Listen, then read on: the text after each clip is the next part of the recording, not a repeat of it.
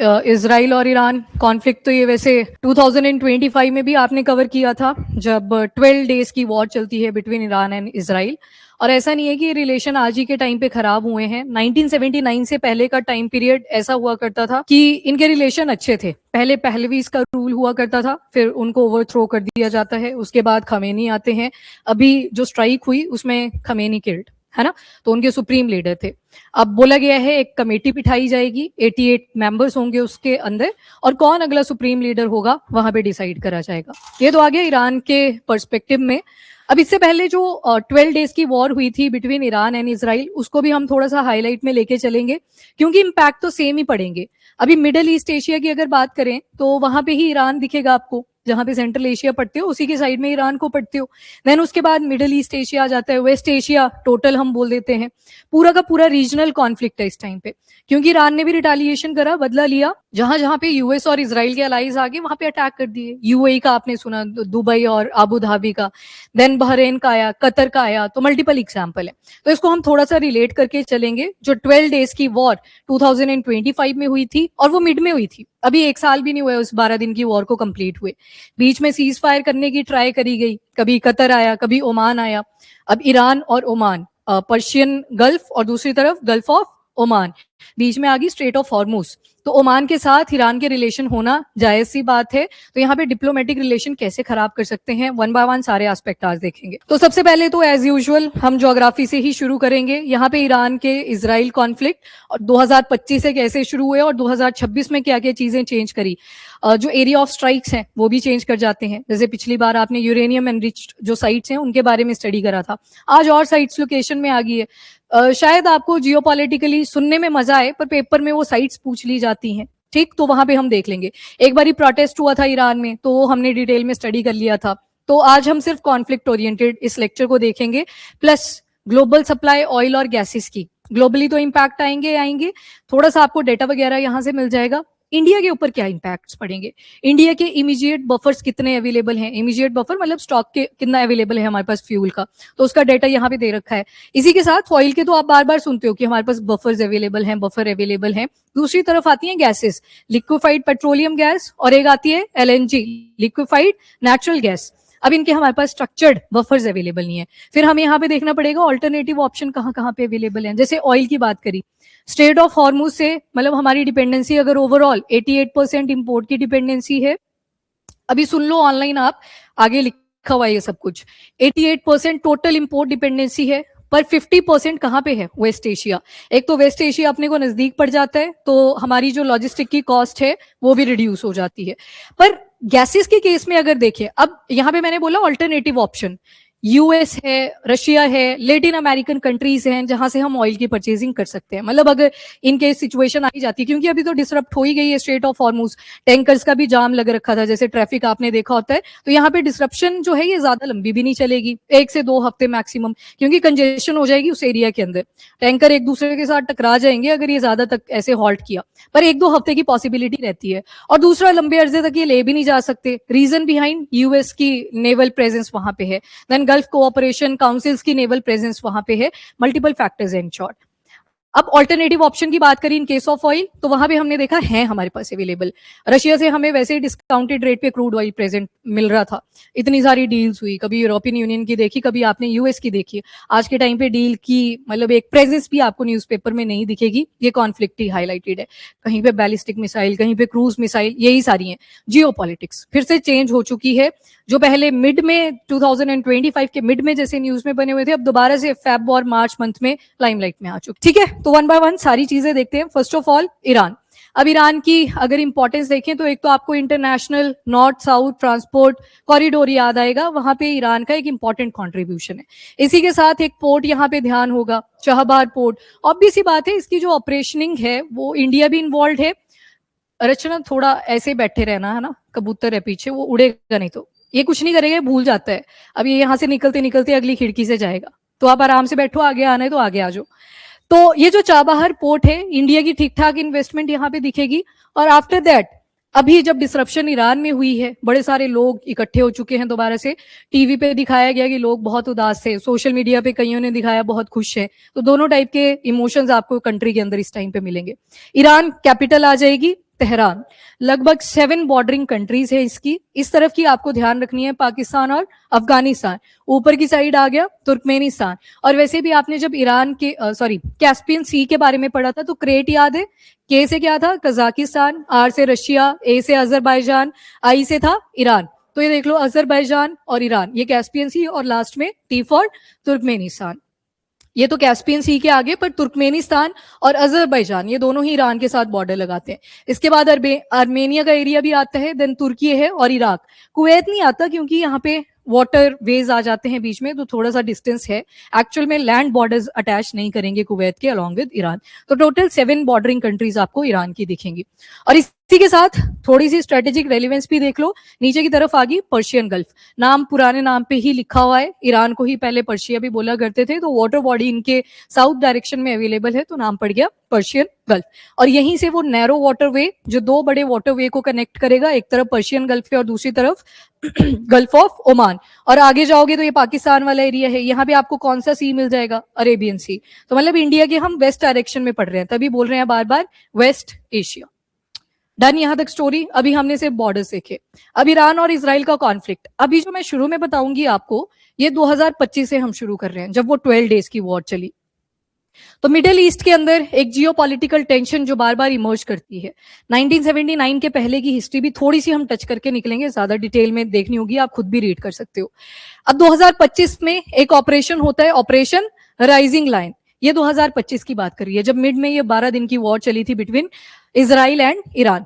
तो यहाँ पे क्या हुआ था, जो इजराइल है बार बार क्लेम करता है कि ईरान ने अपने न्यूक्लियर वेपन्स बना लेने हैं, बाद में हमारे ही अगेंस्ट यूज कर लेगा, तो अटैक करा था। और आपको पता है यूएस लेड था, साथ में यूएस की भी इन्वॉल्वमेंट थी। और कुछ इंपॉर्टेंट साइट्स जो ईरान में लोकेटेड हैं, जैसे फोर्दो, इस्फाहान और नतांज, यहाँ पे अटैक करे। सबसे पहले फोर्दो, डायरेक्शन भी इसी तरह से है इनकी, ऊपर फोर्दो है, नीचे नतांज आएगा और सबसे नीचे आएगा इस्फाहान। यहाँ पे कैपिटल आ जाएगी तेहरान। यहाँ पे रामसर सिटी भी है, वो जो रामसर साइट्स आप पढ़ते हो तो वो ईरान में ही लोकेटेड है। सबसे पहले फोर्दो, ईरान का सबसे ज्यादा जो क्रिटिकल न्यूक्लियर साइट माना जाता है वो कौन सा है, फोर्दो। फोर्दो में यूएस के बंकर बस्टर बॉम्ब्स यूज हुए थे, याद है ना, B2 बॉम्बर्स आए थे, तो यहाँ पे बॉम्ब्स बस्ट करे गए थे। दूसरी लोकेशन आती है दैट इज नतांज। नतांज में ईरान के लार्जेस्ट यूरेनियम एनरिचमेंट सेंटर है, और प्रीवियसली इनको इसराइल के अटैक्स के थ्रू डिस्ट्रॉय करा गया था। इसराइल ने अगेन एयर स्ट्राइक्स करी थी, 25 में तो करी है, उससे पहले भी बहुत सारे अटैक्स यहाँ पे हुए हैं। देन थर्ड नंबर पे आती है इस्फाहान।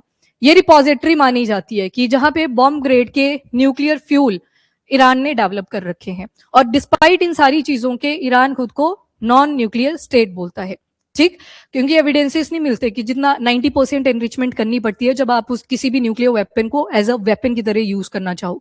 यहाँ पे एनरिचमेंट दिखेगी 60% तक, मतलब इतनी खींच ली थी। बीच में आपको पता होगा कि एक स्टक्सनेट करके साइबर अटैक इसराइल ने ईरान के ऊपर किया था और उनकी न्यूक्लियर साइट्स को आइडेंटिफाई कर लिया था, और बड़े सारे जो साइंटिस्ट यहाँ पे इन्वॉल्व थे उनको मार दिया गया था, असेसिनेट कर दिया गया था। ठीक है, ये स्टोरीज आपने सुनी होती हैं, बट एनीवेज ये पेपर के हिसाब से हम ज्यादा देखेंगे, पॉलिटिकल उतना ज्यादा नहीं जाएंगे। यहां तक डन। तो ये 2025 में जब इसराइल ने ईरान के ऊपर इन न्यूक्लियर साइट्स के ऊपर अटैक करा था, ऑपरेशन आ गया ऑपरेशन राइजिंग लाइन। आजकल ट्रेंड देखा हो अगर आपने पेपर्स का, ऑपरेशन के ऊपर सवाल आते हैं, जैसे ऑपरेशन सिंधु, ये किसने चलाया था, ये इंडिया ने चलाया था। इसी अटैक के दौरान जो ईरान के अंदर इंडियंस बच गए थे उनको इवैक्यूएट करना था, तो ऑपरेशन चलाया गया था, ऑपरेशन सिंधु। और इसी के रिस्पॉन्स में ईरान ने जो आंसर किया था वो कौन से ऑपरेशन के अंडर, सच्चा वादा, that is operation true promise 3। अब देखो यहाँ 3 लिखा है ना, तो ये वाला ऑपरेशन याद रखना इजी है, जो अभी स्ट्राइक करी गई है ईरान के थ्रू रिटेलिएशन की फॉर्म में, उसका नाम रख दिया ऑपरेशन ट्रू प्रॉमिस 4, वो चौथे वाला सच्चा वादा है, ठीक है।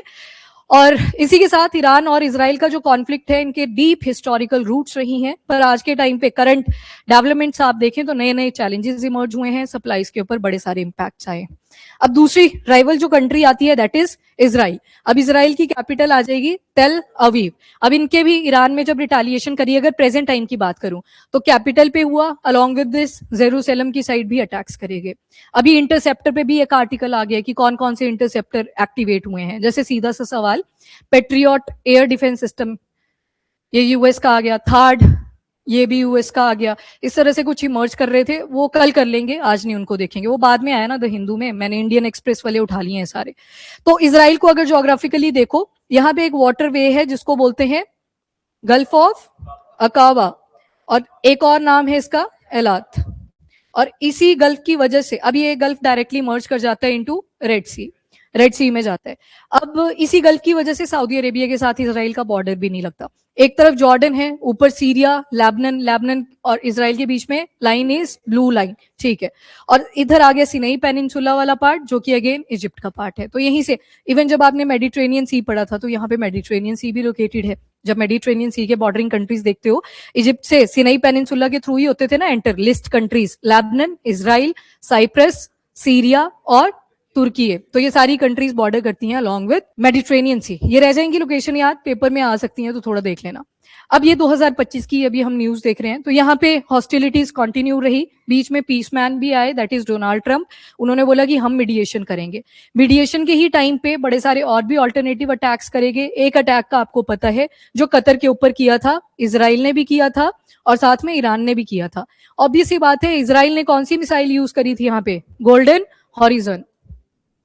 गोल्डन हॉरिजोन बैलिस्टिक मिसाइल का यूज करा, जो कि एयर लॉन्च्ड बैलिस्टिक मिसाइल है। यानी कि एयरक्राफ्ट आया था रेड सी के ऊपर, वहां से इसके थ्रू अटैक कर दिया गया कतर की कैपिटल दोहा, जहां पे क्या प्रेजेंट था? हमास की सेटलमेंट थी। और दूसरी तरफ ईरान ने भी यहाँ पे अटैक करा था। इन्होंने यूएस के बेसिस को उड़ाया। अब यूएस किसको सपोर्ट कर रहा है? इसराइल को। तो ऑब्वियस सी बात है, इन्होंने इसके बेस उड़ा दिए थे। तो कतर एक, देखो यहाँ पे फाइट दो कंट्रीज के बीच में थी, पर multiple involvement middle east Asia से आपको मिलेगी। और आज के टाइम पे यूएस के मिलिट्री बेसिस की बात करें तो मोर देन 150 है। लगभग हर कंट्री के अंदर इनकी प्रेजेंस आपको मिल जाती है, ठीक है। नेक्स्ट, अब ईरान और इजराइल का कॉन्फ्लिक्ट इतना ज्यादा इंपॉर्टेंट क्यों है, कहां से ये ओरिजिन करा, वन बाय वन वो भी एस्पेक्ट देख लेते हैं। तो सबसे पहले इजराइल एक ज्यूइश स्टेट आ जाएगा, ईरान एक शिया इस्लामिक रिपब्लिक है। पहली जो राइवलरी इनकी मर्ज करती है वो तो रिलीजन के ही बेसिस पे करती है। बड़ी सारी डायनेस्टीज आई, बड़ी सारी डायनेस्टीज गई बिकॉज ऑफ रिलीजन ओनली। जब आप अपनी इंडियन हिस्ट्री को भी पढ़ते हो, सबसे पहले पेलियोलिथिक एज आती है आपकी, देन मीजोलिथिक आती है, देन लियोलिथिक आती है। यहाँ तो सर्वाइवल के पीछे का गेम चला हुआ था। पर जैसे आपकी आईवीसी सेटअप होती है, इंडस वैली, इससे पहले चाल्कोलिथिक भी आता है, पर कंफ्यूजन है कि पहले आईवीसी आया था कि चाल्कोलिथिक फेज आया था, वो खैर आप एंशिएंट में देखना। पर आईवीसी जब आया तो सेक्युलरिटी आपको दिखाई देती है कि कोई ऐसा टेम्पल की प्रेजेंस नहीं मिल रही, पर हाँ सील्स के ऊपर कुछ इंपॉर्टेंट डेटीज वगैरह दिखने लगे। मतलब रिलीजन कब इमर्ज करने लगता है? जब सेटलमेंट हो जाती है। अब आप सर्वाइवल के पीछे नहीं भागते, आपको कुछ फेथ करने के लिए भी चाहिए होता है जिसमें आप बिलीव कर सको।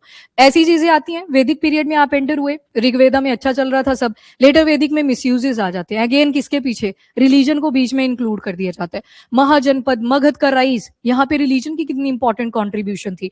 फिर ब्राह्मणिकल जो सोसाइटी थी वो इमर्ज करने लगती है, उसके अगेंस्ट बुद्धिज्म आता है, जैनिज्म आता है। मतलब रिलीजन के पीछे बड़ी सारी डायनेस्टीज बैठ भी गई, बड़ी सारी इमर्ज भी कर गई। तो पहला जो रीजन इनके बीच में भी बनता है वो इनके रिलीजियस पॉइंट ऑफ व्यूज ही है, जहां पे एक तरफ ज्यूइश स्टेट है, दूसरी तरफ ईरान शिया इस्लामिक रिपब्लिक आ जाता है। और कॉन्फ्लिक्ट के अंदर आपको प्रॉक्सी वॉर्स दिखेंगे। प्रॉक्सी वॉरफेयर वही होता है जैसे क्लास में आप चुपके से अटेंडेंस लगा देते थे ना, किसी की कोई आया नहीं होता, लगाइए कभी किसी की प्रॉक्सी अटेंडेंस। जैसे मान लो यहाँ प्रेरणा बैठी है, आज प्रेरणा आई नहीं है पर मैंने यस बोल दिया इसके रोल नंबर पे। वैसी वॉर्स होती हैं कि खुद नहीं लड़ना है, किसी और को लड़वा दो। तो वहां पे आपने ऑलरेडी पढ़ रखा है एक्सिस ऑफ रेजिस्टेंस, जिसमें आते हैं हमास, हिजबुल्ला और हुदीस।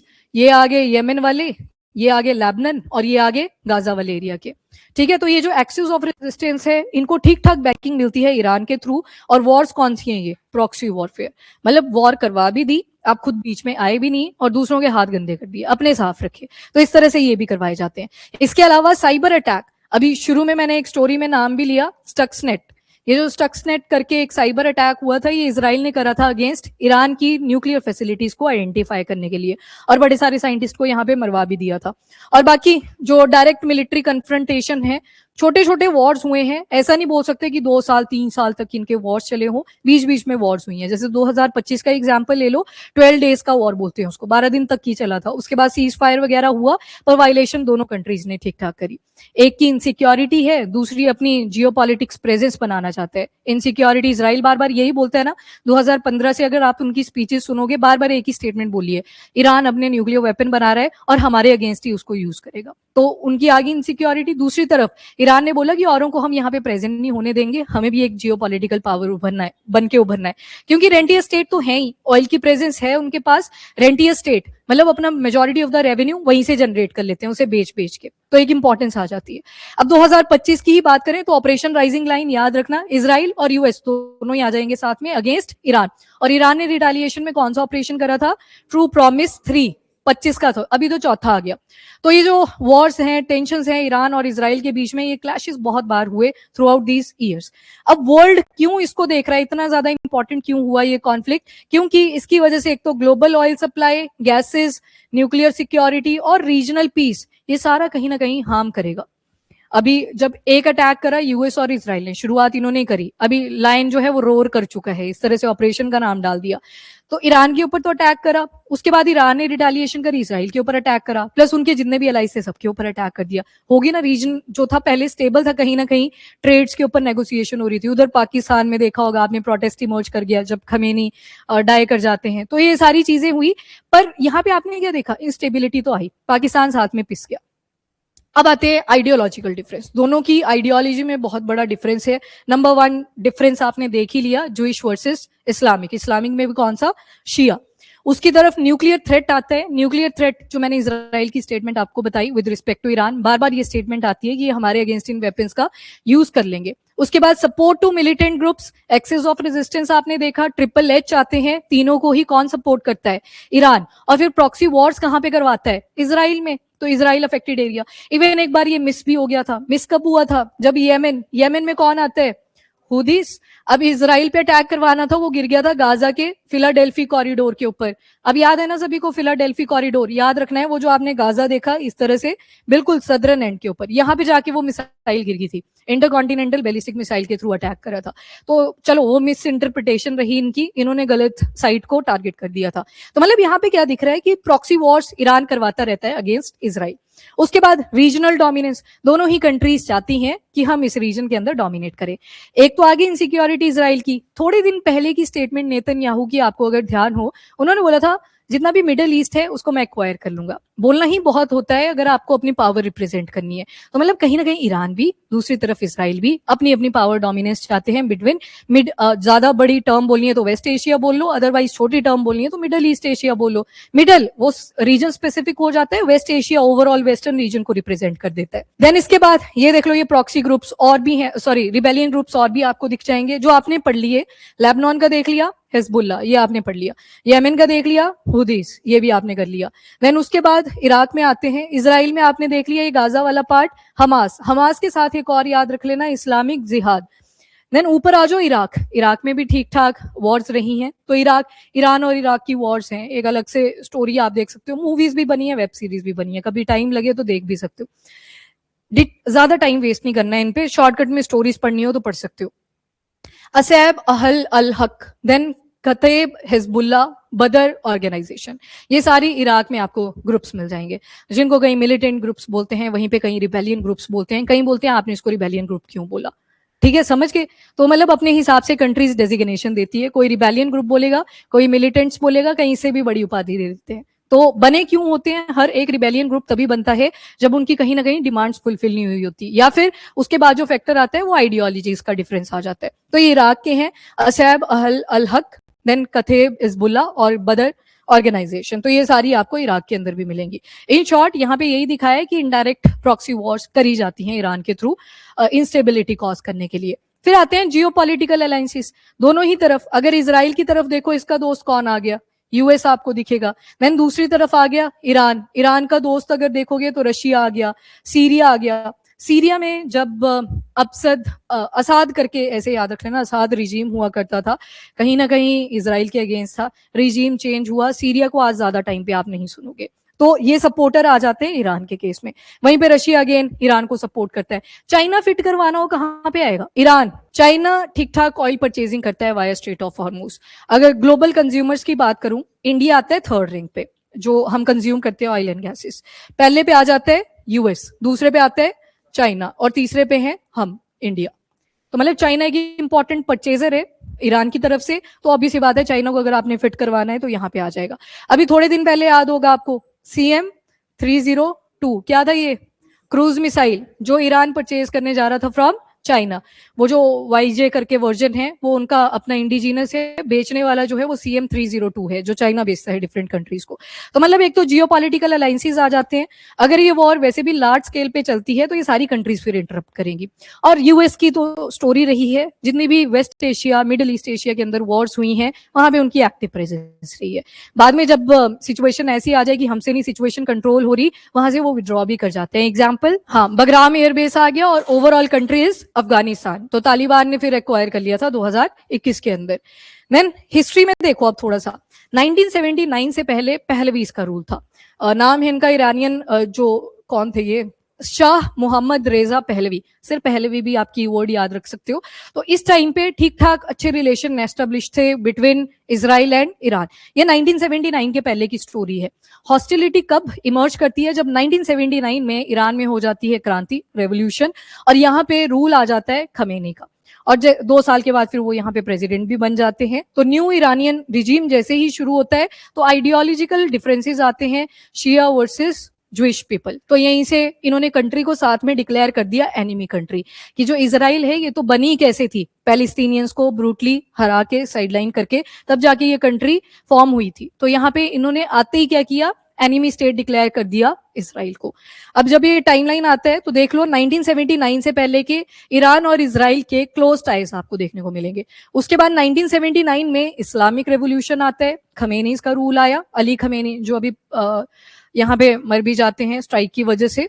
और ईरान ने क्या किया, कट ऑफ कर दिया अपने जितने भी अच्छे टाइज थे अलॉन्ग विद इसराइल, और इनको डिक्लेयर कर दिया कि ये हमारी एनिमी स्टेट है। रीजन क्या बताया, बाकी कंट्रीज ने देखा ना देखा, पर पैलेस्टीनियंस को कैसे इन्होंने साइडलाइन कराया हमने देखा है, तो इनको एनिमी कंट्री डिक्लेयर कर दिया। 1980 से 2000 का टाइम देखोगे, वो जो आप अभी पढ़ के आए axis of resistance and all, proxy Wars की एक एक्टिव इन्वॉल्वमेंट हो जाती है from the Iran toward Israel. Israel Iran के ऊपर अटैक कर रहा है, ईरान प्रॉक्सी वॉर्स करवा रहा है थ्रू वो जो आपने एक्सिस ऑफ रेजिस्टेंस के अंदर HHH पढ़े, हिजबुल्लाह, हमास और हुदीस। उसके बाद 2006 में लेबनान वॉर हो जाती है, जहां पे हिजबुल्लाह को दोबारा से बैकिंग किसने दी, ईरान ने। स्टोरी सेम ही है, वॉर्स का नाम चेंज हो रहा है। देन 2008 से 2023 गाजा की वॉर्स होती हैं।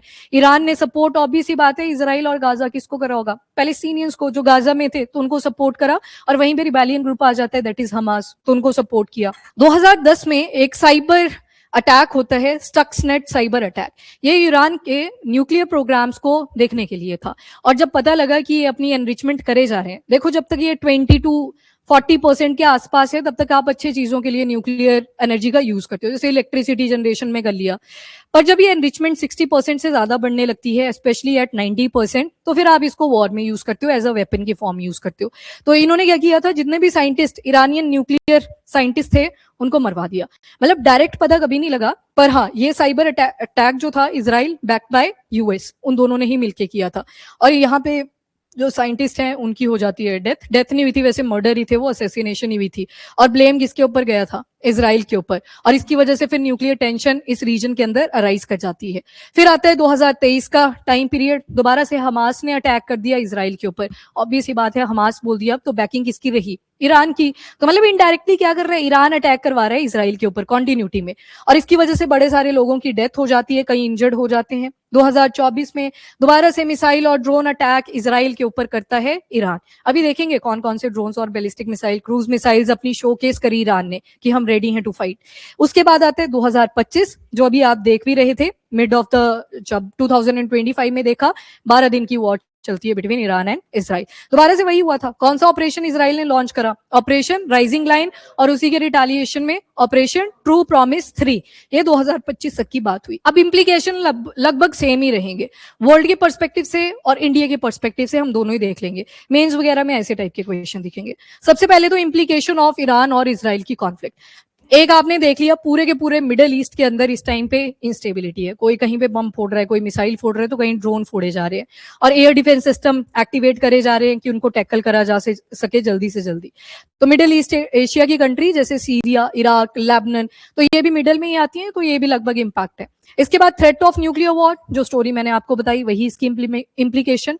ऑयल प्राइसेस में राइस, अब इसमें सिर्फ आपने इंडिया का केस याद रखना है। अगर मान लो 1 से 2 हफ्ते तक ये डिसरप्शन रहता है स्ट्रेट ऑफ हॉर्मूज के अंदर, तो अगर ब्रेंट क्रूड के बारे में आपने सुन रखा होगा, ब्रेंट क्रूड, मतलब वो ये बेंचमार्क है जो प्राइस की सेटिंग वगैरह करते हैं पूरी तरह से कि ऑयल के प्राइसेस कितने रहेंगे।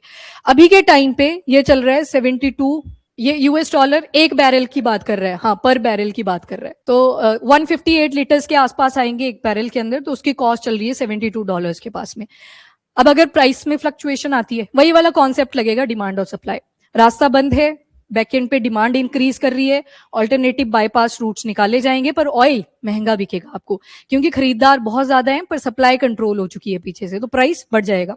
अब इंडिया के केस में याद रखना, अगर $1 मतलब ₹1, जैसे इंडिया का केस आ गया, डॉलर के केस में $1 भी अगर प्राइस फ्लक्चुएट करता है, इंक्रीज करता है, तो जो हमारा बिल है ना, एनुअल बिल बनता है कि ऑयल कितनी परचेजिंग हमने करी, तो उसमें लगभग ये चला जाता है $1.82 $2 बिलियन तक। ये बिल में बताया, वो जो एनुअल परचेजिंग हमने करी किस रास्ते के थ्रू, स्ट्रेट ऑफ हॉर्मोज के थ्रू, एक ही रास्ते के थ्रू, इतना ज्यादा प्राइस वेरिएशन यहाँ पे देखने को मिल सकता है। 1 बिलियन इंक्रीज हुआ तो उससे ये एनुअल जो बिल शीट बनेगी कि इंडिया ने कितना क्रूड ऑयल परचेज किया from via straight of Hormuz के रास्ते। अब वाया स्ट्रेट ऑफ हॉर्मूज क्यों बोला, क्योंकि परचेज तो डिफरेंट कंट्री से करते हैं, इराक आ जाते हैं, देन सऊदी अरेबिया है, यूएई है, कतर है, ऊपर ओमान है, तो डिफरेंट कंट्रीज आ जाती हैं। तो बोला कि ये बिल के अंदर इतना प्राइस इंक्रीज कर सकता है।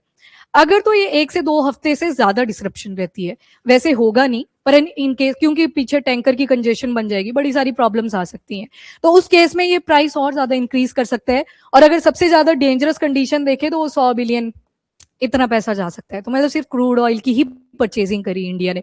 ये सबसे लास्ट में आप कंडीशन लेके चल सकते हो कि तब होगा जब बहुत ही ज्यादा इंस्टेबिलिटी आ जाए, जितनी अभी हो रखी है उससे भी कहीं गुना ज्यादा। तो ये प्राइस में फ्लक्चुएशंस बताई, तो ऑब्वियस सी बात है ऑयल के प्राइसेस बढ़ेंगे, हाइक करेंगे। और टेरर अटैक्स जो ईरान बैकिंग करता है जिन ग्रुप्स की, वो और ज्यादा अटैक्स करने की ट्राई करेंगे, ऑब्वियस सी बात है, इजराइल की तरफ और उसके जो एलाइज हैं।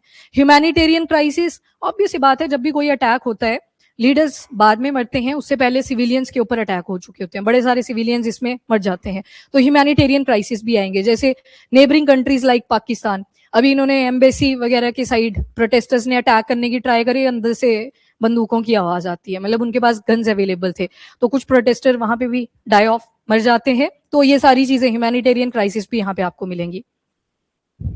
हर्षदीप पहले आर्टिकल कर लो, लास्ट में बता दूंगी प्री में क्या आएगा, मेंस में क्या आएगा। Then involvement of super powers, US और रशिया दोनों डिफरेंट कंट्रीज को सपोर्ट कर रहे हैं, तो अगर फुल फ्लैश वॉर होती है तो वर्सन हो सकती है सिचुएशन इन शॉर्ट। अब आते हैं इंडिया के ऊपर क्या क्या इंपैक्ट्स पड़ेंगे। तो नंबर 1 तो oil supply, straight of Hormuz हमारे लिए एक ही जगह से इंपॉर्टेंट निकल के आती है, टूरिज्म का तो है नहीं कुछ, तो ऑयल की सप्लाई मैंने आपको समझा दी। वैसे तो अगर ओवरऑल डिपेंडेंसी देखोगे 88% की है सिर्फ इंपोर्ट की, अगर टोटल देखो, पर हमने डाइवर्सिफिकेशन कर रखी है, रशिया से भी खरीद लेते हैं जब सस्ता पड़ता है। इवन लैटिन अमेरिका में वेनेजुएला आपने पढ़ रखा है, वेनेजुएला से हम एक टाइम पे ठीक ठाक खरीदारी करते थे ऑयल वगैरह की। देन यूएस है, ना भी खरीदना जाए जबरदस्ती बेचने लग जाता है, फिर हम भी मान जाते हैं चल बेचारा बोल रहे खरीद ही लेते हैं, पर वो बेचारा नहीं है, वो तेज है, उसने खरीदवा दिया तुमसे, उसने बेच दिया। जैसे वो एक एड नहीं आती, एक लड़की जाती है ज्वेलरी की शॉप पे, उसने बोला मेरे को ना गोल्ड प्लेटेड बैंगल्स दिखा दो, फिर वो जो वहां पे ज्वेलर था उसने बोला कि दिखा देते हैं, फिर वो खुद पहना रहा है उसको, देखता है इसकी तो बड़ी गोरी बाजू है, वो बोलते हैं नहीं तुम्हें गोल्ड प्लेटेड नहीं चाहिए, तुम्हें तो एक्चुअल में गोल्ड का चाहिए। वो लड़की खुश हो जाती है, पर लॉस किसका हुआ दुकानदार ने तो बेच लिया, वो भी प्योर गोल्ड के अंदर, पहले उसने गोल्ड प्लेटेड खरीदना था। तो वैसे यूएस का हाल है with respect to India. India चाहे कितना फ्लरिश करे, इस चीज को ग्लोरीफाई करने की ट्राई करे, पर हम लॉस में गए अगर ज्यादा परचेजिंग कर रहे हैं। आपको याद होगी एलपीजी वाली केस स्टडी है ना, 10% का इंपोर्ट इंडिया ने बोला था कि चलो आपसे कर लेंगे, तो उसमें आपने जो इन्फ्लुएंस पड़े थे वो यही थे कि ये तो नजदीक पड़ रहा था अपने को, यहाँ से लॉजिस्टिक सप्लाई अगर देखोगे इतने नजदीक रास्ता है, ऑब्वियस सी बात है यहाँ से खरीदना हम प्रेफर करेंगे, पर इतना ज्यादा प्रेशर क्रिएट कर दिया, हमने बोला चलो 10% आपसे खरीद लेते हैं। तो हमने कोई एहसान नहीं करा है, हमारी तरफ से पैसे का फ्लो एक कंट्री की तरफ गया, दैट इज यूएस। तो ये सारा ऑयल सप्लाई के केस में अगर देखे तो 60-65% जो क्रूड है वो स्ट्रेट ऑफ हॉर्मूज के जरिए ही पास ऑन करता है। तो ठीक ठाक डिपेंडेंसी आ गई, तो अगर थोड़ी सी भी यहाँ पे डिसरप्शन होती है तो इंडिया डायरेक्टली इंपैक्ट होगा। इसके बाद ट्रेड डिसरप्शन, ये देख लो यहाँ पे एक्सपोर्ट के ही केस में टू इजराइल ये लगभग 2.1 बिलियन एक्सपोर्ट हम कर देते हैं, ईरान के केस में 1.24 बिलियन एक्सपोर्ट कर देते हैं। और अभी इस सिचुएशन की वजह से बड़े सारे टैंकर्स हॉल्ट पे हैं, मतलब जो शिपमेंट है वो पूरी तरह से रुकी हुई है, कोई ना तो आ रहा है ना तो कोई जा रहा है। और इवन अभी ईरान ने एक टैंक के ऊपर भी अटैक करा, उसमें इंडियंस थे, तो इंडियंस तो फुली इवैक्यूएट कर दिए गए, बट स्टिल अटैक तो किया। उसके बाद आते हैं शिपिंग एंड कनेक्टिविटी, फ्लाइट्स बड़ी सारी बंद हुई, आपने देखा होगा टूरिस्ट वगैरह गए होते हैं डिफरेंट कंट्रीज के अंदर, तो उनका भी आना जाना बंद हुआ। इंडिया की तरफ से जो directorate general of civil aviation है, that is DGCA, ministry of civil aviation, इनकी तरफ से स्टेटमेंट्स आती है कि ये वाला जो रीजन है इस टाइम पे बहुत ज्यादा अनस्टेबल हो चुका है, तो यहाँ पे हम फ्लाइट्स को पूरी तरह से रोक रहे हैं। तो फ्लाइट्स में डिस्ट्रप्शन आपने देखी, शिप्स जो ट्रेडिशनल रूट्स के जरिए जा रही थी वो भी अभी के लिए रुकी हुई है, रीरूट कर दिया गया या तो रूट को बदल दिया गया। जैसे पहले का आपको याद होगा अफ्रीकन यूनियन की तरफ से केप टाउन वाला रास्ता था, और अभी कहां से जाते हैं, रेड सी के थ्रू। अभी रेड सी के बारे में भी पढ़ेंगे इसी आर्टिकल के अंदर कि अभी तो पर्शियन गल्फ के अराउंड हम घूम रहे हैं, स्ट्रेट ऑफ हॉर्मूज को ही देख रहे हैं, रेड सी कैसे इंपैक्ट में आ सकता है उसे भी देखना है। स्ट्रेटेजिक पार्टनरशिप, अब ईरान से चाइना ठीक ठाक ऑयल परचेजिंग करता है, तो अगर ऐसे क्लोजर लगा देगा तो ऑब्वियस सी बात है चाइना के साथ जो अच्छे रिलेशन थे वो भी कहीं ना कहीं बिगड़ेंगे। दूसरी तरफ ओमान आ जाता है, ओमान के साथ ईरान के ठीक ठाक डिप्लोमेटिक टाइज हैं, क्यों, क्योंकि जब आपने देखा यहाँ पे पर्शियन गल्फ है, यहाँ पे स्ट्रेट ऑफ हॉर्मूज है, आगे कौन सी थी, गल्फ ऑफ ओमान, तो ओमान तो एग्जिट पॉइंट की तरह एक्ट कर रहा है जब अरेबियन सी के साथ कनेक्टिविटी बन रही है। तो ईरान के डिप्लोमेटिक टाइज ओमान के साथ अच्छे होना यहाँ पे ज्योग्राफी की वजह से इंपॉर्टेंट हो जाता है, क्योंकि एग्जिट पॉइंट है। कल को ये भी तो कर ही सकते हैं क्लेम, जब यहां से आएंगी शिप्स, जो भी टैंकर्स आएंगे वो यहां से ही पास ऑन करेंगे, तो ये तो एग्जिट पॉइंट है। यहाँ पे डिप्लोमेटिक टाइज, और दूसरी तरफ चाइना जो कि सेकंड नंबर पे कंज्यूमर भी आता है, ऑयल का इंपोर्ट भी करता है from via straight of Hormuz. Via straight of Hormuz बोलना क्यों जरूरी है, क्योंकि अकेला ईरान से नहीं परचेजिंग हो रही है, बाकी की कंट्री से भी परचेजिंग हो रही है, इंपॉर्टेंट है। देन फाइनेंशियल मार्केट वॉलेटिलिटी, अब बाकी स्ट्रेटेजिक पार्टनरशिप में ही इंडिया के केस में देखोगे तो चाबहार पोर्ट वाला आ जाएगा। ऑपरेशनल चाहते हैं ना हम इसको, एक आपको पता है international north south transport corridor, एक तो हम बार बार डिसाइड करते हैं कि कैसे इसको एक्टिवेट करा जाए, क्योंकि हमें घूम के जाना पड़ता है अगर रशिया तक पहुंचना है। और दूसरी तरफ हमने क्या किया, चाबहार पोर्ट के ऊपर ठीक ठाक पैसा लगाना शुरू करा, पैसा लगाया तो यहाँ पे इंस्टेबिलिटी ही इतनी ज्यादा हो रखी है कि इस रूट का यूज ही नहीं कर पाते हैं। एक टाइम आपको याद होगा रशिया ने वीट भी बेची थी इंडिया के लिए, वो इसी रास्ते के थ्रू आई थी। आप इस अंबाला वाले रूट पे अगर जाते हो तो वहाँ पे बीपीसीएल वगैरह की कंपनीज भी हैं, बड़ी सारी कार्गो ट्रेन वहां पे होती हैं, तो जितना भी इंटरनेशनल कोई एक्सपोर्ट आता है, मतलब उन्होंने एक्सपोर्ट करा होता है, इंडिया ने इंपोर्ट करा होता है, वहीं पे वो उसका आना जाना भी होता है। लोकेशन पता नहीं कौन सी है स्पेसिफिक, पर मतलब वैसे बता रही हूँ कि कहीं ना कहीं इंडिया के साथ भी इंपैक्ट होंगे। अब इंडिया ने सपोर्ट किसको करा होगा, तो ये आगे देखते हैं, क्योंकि प्राइम मिनिस्टर ऑफ इंडिया की विजिट भी थी। मतलब एकदम से ना मैं ऐसे बैठी हुई थी, मैं साक्षी को बोलती, मैं कहा मोदी आ गए वापस, रह गए उधर, मतलब वॉर तो शुरू हो गई, बोलती बस निकले ही थे उसके बाद ही वॉर शुरू हुई है। मैं कहा चलो ठीक है ठीक है। फाइनेंशियल मार्केट वॉलेटिलिटी, तो ऑयल प्राइसेस अगर बढ़ेंगे तो ऑब्वियस सी बात है ओवरऑल सारे ही इंपैक्ट करेंगे इससे। इंडियन डायस्पोरा, बहुत सारे इंडियंस मिडिल ईस्ट के अंदर मिले हैं, दुबई में बेटर लाइफस्टाइल के लिए निकल जाते हैं, कुवैत में देखोगे सेकेंडरी सेक्टर कार्गो शिप्स में बड़ा ज्यादा काम मिल जाता है, कतर है, मल्टीपल एग्जाम्पल आ जाएंगे। मतलब अगर आपको फर्स्ट पे लेना हो तो दुबई आ जाता है कि अच्छा लाइफस्टाइल मिलेगा, कुवैत थोड़ी मेहनत ज्यादा लगेगी। कई बार आपने एक और था हवाला सिस्टम, याद होगा आपको, जहां पे वर्कर्स जाते हैं, लेबरर्स जाते हैं from India middle east Asian countries के अंदर, वहां पे एक इंटरमीडिएटर होता है, वो उनके पासपोर्ट वगैरह रख लेता है। और फिर एक बार बिल्डिंग में आग लगी थी, तो बिल्डिंग में जब आग लगी थी तो वहां पे एक ही छोटी सी बिल्डिंग के अंदर बड़े सारे इंडियंस प्रेजेंट थे, तो मतलब बहुत गंदी कंडीशंस में भी कई बार उनको रखा जाता है। तो अगेन जा भी रहे हैं, मिसयूज भी बथेरा होता है, यूज भी है, फायदा भी है, नुकसान भी है।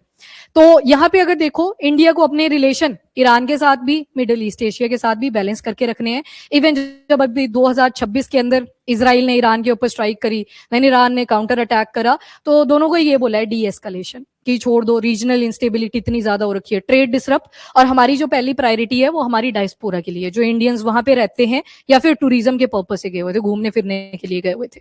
तो ग्लोबल इफेक्ट्स तो हैं ही, प्लस इंडिया के ऊपर भी ठीक ठाक है। हम डिप्लोमेसी चाहते हैं इस केस में, पीस चाहते हैं इस रीजन के अंदर। अब आते हैं ऑपरेशन लायंस रोड। अब आगे हम जो अभी वाली स्ट्राइक हुई है वो राइजिंग लाइन हो गया, वो 2025 के मिड में जब इजराइल ने अटैक करा था ईरान को, तो उस टाइम पे था। अब ये जो ऑपरेशन लाइन रोर है ना, यहाँ पे दोनों आ जाएंगे, इजराइल भी और दूसरा यूएस भी। नहीं, ईरान के अगेंस्ट तो यूज करा ना, यहाँ पे बैकिंग किसकी है, यूएस की। यूएस ने बोला, ट्रम्प ने बोला कि मेरे वाला जो सेगमेंट है वो दूसरे नाम से जाना जाएगा, that is operation epic fury. नाम बदल दिया इसने भी, इसके ऊपर भी चढ़ गया वो भूत की, नाम ही बदल देते हैं। तो इसने बोला मेरे वाला जो रोल रहेगा ना यहाँ पे ईरान के अगेंस्ट, उसका नाम क्या है, ऑपरेशन एपिक फ्यूरी। यहाँ पे इसराइल और यूएस दोनों सेम ही है स्ट्राइक, उसने बस नाम बदला है।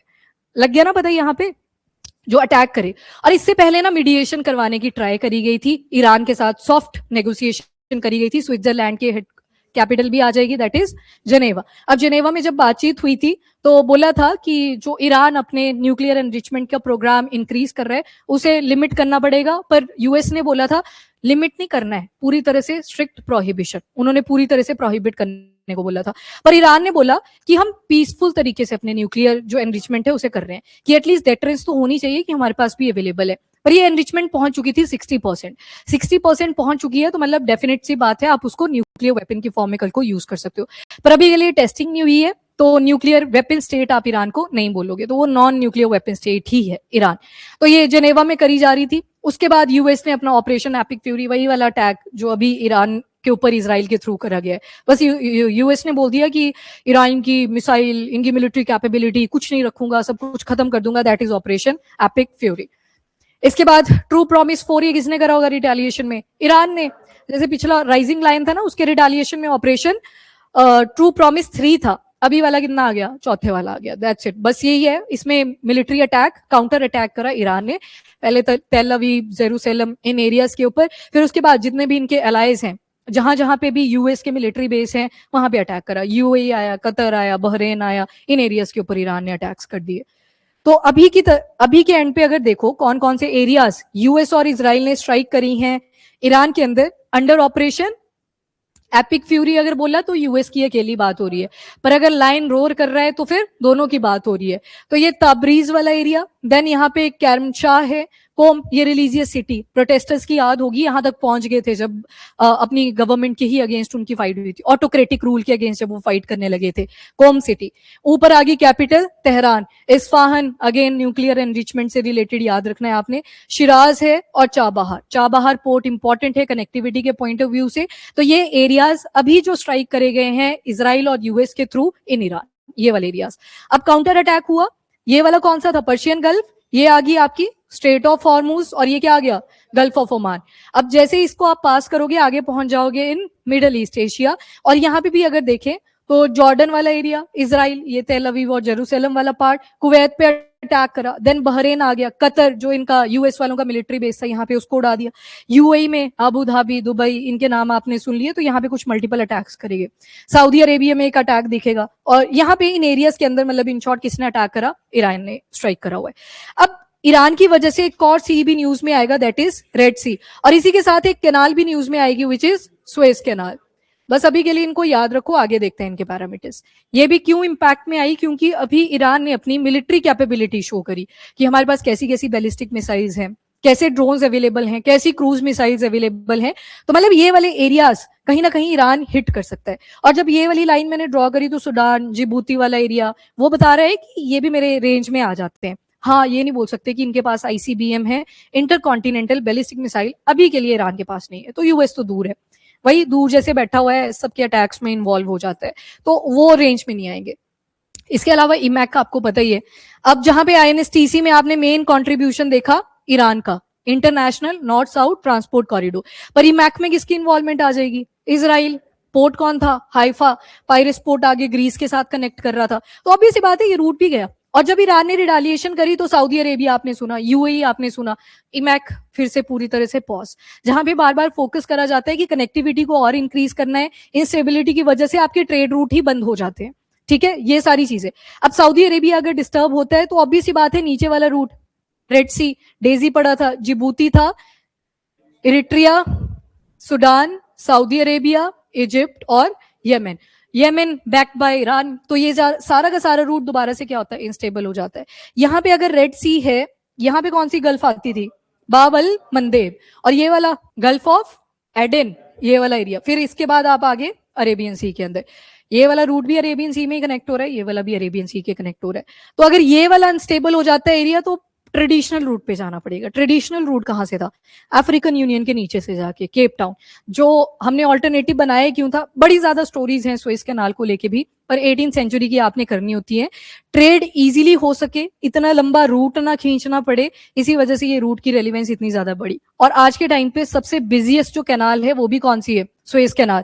इजिप्ट के दो इंपॉर्टेंट पोर्ट्स भी यहाँ पे लोकेटेड हैं, अलेक्जेंड्रिया और कायरो पोर्ट। कायरो कैपिटल भी आ जाएगी, पोर्ट भी है, और दूसरा अलेक्जेंड्रिया पोर्ट। होदीदा कहाँ पे है? यमन में आपने देखा था जब यूएस ने अटैक करवाया था तो होदीदा पोर्ट, और सलिफ पोर्ट आपने पढ़ा था तो यमन में था वो, सलिफ और होदीदा। अच्छा, हाँ, इजिप्ट वाला पार्ट आ गया ना साइड में, सिनाई पेनिनसुला, तो लोकेशन ही वैसी है, ज्योग्राफी वैसी आएगी इनकी, ठीक है। तो इमेक वाला ये दोबारा से पॉज लग जाता है, दोबारा से हॉल्ट लग जाता है। और उसके बाद चाबाहर पोर्ट आपने देख ही लिया। कनेक्टिविटी एक तो आईएनएसटीसी रूट यहाँ पे बनना था, और ट्रेडिशनल रूट रशिया के लिए ये वाला है हमारा, जो कम से कम हमें यहाँ पे ऑयल की कंजप्शन भी ठीक ठाक लगेगी। ऑयल की कंजप्शन अगर शिप्स में लग रही है तो ऑब्वियस सी बात है आपका पैसा ज्यादा लग रहा है, तो ये वाला रूट हम चाहते थे कि जल्दी से जल्दी एक्टिव हो जाए। ये इंडिया, ईरान, यहाँ पे कौन सी आएगी? अजरबैजान, और फिर फाइनली रशिया। मतलब मेन जो कंट्रीज आती हैं वो चार आती हैं एनएसटीसी के केस में, जैसे मैक में आपने देखा India, UAE, Saudi Arabia, then Jordan, और फाइनली इजराइल, और लास्ट में ग्रीस। लगी यहां तक की स्टोरी पता? अब थोड़ी सी स्टेटमेंट्स हैं उनको भी देख लेते हैं। तो ट्रंप ने वही बोला कि मेजर फॉरेन पॉलिसी का डिसीजन है टू अटैक ईरान, कि वो जो ये न्यूक्लियर वेपन बनाने जा रहे हैं मैं पूरी तरह से डिस्ट्रॉय कर दूंगा। और ईरानियन सिटीजन्स को बोला भी है कि आप भी अपनी गवर्नमेंट को पूरी तरह से टॉपल कर दो। पर जब यहाँ पे अली खमेनी पास्ट अवे, उनकी डेथ हो जाती है along with their family members, जो उनका कंपाउंड एरिया था वहां पे जब स्ट्राइक करी गई, फैमिली मेंबर्स भी उनके मर जाते हैं। तो यहीं पे बड़े सारे लोग इकट्ठे होते हैं। दो तरह के इमोशन दिखाई दिए आपको ऑनलाइन भी, जहां पे उनके टीवीज पे दिखाया गया लोग बहुत दुखी थे, और वहीं पे दूसरी तरफ कहीं हंस भी रहे थे। तो अगेन मिक्स्ड इमोशन यहाँ पे दिखाई दिए। अब यहाँ पे पास्ट का एक एग्जाम्पल उठ के आता है, वो था सद्दाम हुसैन, आपने नाम तो सुना होगा। कौन सी कंट्री आ जाएगी? इराक। अब इराक में यूएस ने इन्वेजन करा था, इन्वेजन ही बोल देते हैं कई बार, कि जबरदस्ती घुसने की ट्राई करता है, कि जैसे सारे पाप तो बाकियों ने कर रखे हैं, ये धो देंगे। इन्होंने इराक के ऊपर ब्लेम लगाया था जब सद्दाम हुसैन का टाइम वहां पे चल रहा था, कि इनके पास वेपन ऑफ मास डिस्ट्रक्शन है। अब इन्वेजन कर दी यूएस ने, बाद में कोई एविडेंस नहीं मिला इन वेपन्स ऑफ मास डिस्ट्रक्शन का। तो मतलब वो इन्वेजन फेल हो जाती है, यूएस का नाम थोड़ा सा वहां पे डिस्ट्रॉय हुआ था। इसके बाद बदर अबशैद, ये साइड में आपको दिख जाएंगे, ये ओमानी डिप्लोमेट है। अब ओमान का रोल कहां से आ गया? क्योंकि अभी आपने देखा स्ट्रेट ऑफ हॉर्मुज से जब टैंकर्स गए, एग्जिट कहां से है? ओमान के ऊपर से है, गल्फ ऑफ ओमान। तो ओमान की स्टेटमेंट इंपॉर्टेंट हो जाती है। अब इन्होंने बोला कि जितने भी बॉम्ब्स हैं जो न्यूक्लियर कैपेबल मटेरियल से बनाए गए हैं, उन्हें प्रिवेंट करना है, उनकी पोजेशन को रोकना है, ताकि ये ट्रेड वगैरह ठीक से चलता रहे, कनेक्टिविटी कहीं पे ना रुके। मतलब ये स्टेटमेंट्स आती हैं। इवन जब जनेवा में ईरान की नेगोशिएशन चल रही थी with respect to nuclear enrichment program, Iran ने बोला था हम पीसफुल तरीके से कर रहे हैं, और साथ में ये भी बोला था अगर यूएस चाहे तो अपने इंस्पेक्टर वहां पे भेज सकते हैं, कि अगर उनको इंस्पेक्शन करनी हो कि हमने इसको न्यूक्लियर वेपन बनाने के लिए तो यूज नहीं करा। पर वहां पे यूएस ने क्रिटिसाइज कर दिया, यूएस बोले नहीं, लिमिट नहीं करना है, पीसफुल नहीं, कुछ नहीं, आपको पूरी तरह से डिस्कार्ड करने पड़ेंगे। मतलब स्ट्रिक्टली प्रोहिबिशन लगाने को बोला था। तो उसके बाद ईरान भी और इजराइल भी दोनों ने ही बार बार वायलेशन करी। जितने भी सीज फायर करे गए, वो चाहे से ओमान में हुए, कतर ने मीडिएट कराने की ट्राई करी, यूएस ने मीडिएट करा, या जिस मर्जी कंट्री में आपने मीडिएशन कराने की ट्राई करी, वहां पे ये फेल ही हुई है। उसके बाद सैंक्शन रिलीफ। अब एक टाइम पीरियड आप देखोगे 2015 का, कुछ डील साइन होने लगती हैं कि ईरान के ऊपर से सैंक्शन हटा दिए जाएंगे, पर उनको कुछ बातें भी माननी पड़ेंगी। आगे मैं डायरेक्टली आगे आ रही हूँ, ये वही लिखा हुआ है जो प्रॉक्सी वगैरह के बारे में हमने बात करी। अब 2015 में एक joint comprehensive plan of action आता है। उस टाइम पे बराक ओबामा थे, तो उन्होंने ये मीडिएशन करी कि आपको सैंक्शन से पूरी तरह से रिलीफ कर दिया जाएगा, बस आपको एक joint comprehensive plan of action sign करना पड़ेगा, फिर इसके साथ मतलब कोऑपरेट करना पड़ेगा। इन शॉर्ट वही था, अगेन से कंडीशनिंग वही थी कि जो भी आपकी न्यूक्लियर वेपन्स वगैरह है उनको साइडलाइन करो, कनेक्टिविटी, ट्रेड, इन सारी चीजों के ऊपर ज्यादा फोकस करो। ये 2015 में हुआ, पर यूनाइटेड नेशन ने एक और फ्रेमवर्क लेके आए दोबारा से 2018 के अंदर। पर फिर आ जाती है ट्रंप की एडमिनिस्ट्रेशन, इन्होंने बोला नहीं, सैंक्शन रिलीफ नहीं आपको दिया जाएगा, ये जो आपने joint comprehensive plan of action sign करा था इसको विड्रॉ कर लो। मतलब लड़ना है दोबारा से, वो शांति नहीं मेंटेन करनी है। तो 18 में दोबारा से चेंजेस हुए और सैंक्शन लगा दिए जाते हैं ईरान के ऊपर। अब आते हैं लेस देन 40 आवर्स, मतलब जब प्राइम मिनिस्टर ऑफ इंडिया वापस आ जाते हैं, अभी 40 घंटे भी पूरे नहीं हुए थे, तो अटैक कर दिया जाता है बाय इजराइल और यूएस। किसके ऊपर? ईरान के ऊपर। और ईरान ने रिटेलिएशन में जितने भी यूएस के बेसिस हैं फ्रेंडली अलाइज के कंट्रीज में, कतर, बहरीन, यूएई, यहाँ पे और अटैक्स कर दिए, जिससे रिप्रेजेंट होता है कि रीजनल कॉन्फ्लिक्ट और ज्यादा इमर्ज करे। मतलब ऑप्शन नहीं छोड़नी है, इतने सारे अटैक्स कर दो डिफरेंट लोकेशंस के ऊपर। इंडिया ने दोनों ही साइड्स को बोला डी एस्कलेशन के लिए, ना तो तुम लड़ो ना तो तुम लड़ो, पीस एस्टेब्लिश करना जरूरी है। हमारे एक्सटर्नल अफेयर मिनिस्टर की तरफ से भी स्टेटमेंट जाती है, इवन जो इजराइल के एक्सटर्नल अफेयर मिनिस्टर हैं उनसे बात भी होती है कि डी एस्कलेशन सबसे पॉसिबल वे है, मतलब पीसफुल डिप्लोमेसी करने की ट्राई करेगी इंडिया का जो स्टांस रहा, क्योंकि हमारे लिए इजराइल भी इंपॉर्टेंट है, ईरान भी इंपॉर्टेंट है, और जो इनके साथ बाकी की कंट्रीज अफेक्ट हुई, जैसे यूएई आया, बहरेन आया, देन आपका कतर आया, ये कंट्रीज भी इंडिया के लिए इंपॉर्टेंट है। शुरू में बता दिया इंडियन डायस्पोरा, बहुत सारे इंडियन डायस्पोरा इन कंट्रीज के अंदर लोकेटेड है, तो यहाँ पे ये सारे कॉन्फ्लिक्ट्स इमर्ज करे। और उसके साथ ओमान ने भी मीडिएशन करने की ट्राई करी, उन्होंने भी यही बोला है कि शांति बनाए रखें, वो भी एग्जिट पॉइंट है, तो उनकी डिप्लोमेसी इंपॉर्टेंट है ओमान के केस में। अब इंडिया की जो स्टेटमेंट थी मेनली किन किन एरियाज को ज्यादा प्रायोरिटाइज कर रही थी, नंबर 1 सिविलियंस की सेफ्टी, नंबर 2 सॉवरेंटी और टेरिटोरियल इंटीग्रिटी, हर एक कंट्री को अपनी अपनी मेंटेन करनी पड़ेगी, डायलॉग एंड डिप्लोमेसी जो कि पीसफुल रही नेचर में, और welfare of Indian nationals abroad, जो इंडियन डायस्पोरा इन कंट्रीज के अंदर रह रही है उनकी प्रोटेक्शन हो। फिर ऑपरेशन सिंधु भी यहाँ पे हाईलाइट हुआ, पर उसके बारे में आपको पता है, ईरान में जब अटैक्स हुए थे तो इंडियंस वहां पे जो स्टक थे उनको इवैक्यूएट करा गया था, लेके कहाँ गए थे, येरेवन कैपिटल ऑफ अर्मेनिया, वहां पे लेके गए थे, तो जब इजराइल ने अटैक करा था वो ऑपरेशन सिंधु था। ओके, उसके बाद अराउंड 9 मिलियन इंडियंस इन रीजन के अंदर रह रहे हैं, तो मतलब टॉप प्रायोरिटी इंडिया के लिए इंडियन डायस्पोरा भी बन जाती है।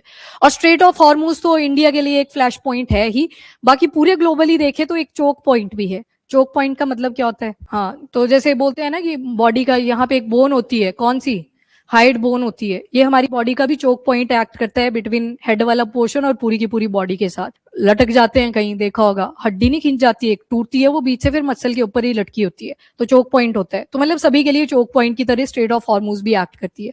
India around 60% energy west Asia से इंपोर्ट करता है। वो जो 88% बोला था वहां पे मैंने कीवर्ड ऑयल यूज करा था कि ऑयल के ऊपर डिपेंडेंसी है, ये 60% एनर्जी बोल रहा है। अब एनर्जी के अंदर फ्यूल भी आ जाएगा, गैस ऑयल सब कुछ ही आ जाएगा, एनर्जी की बात करी गई।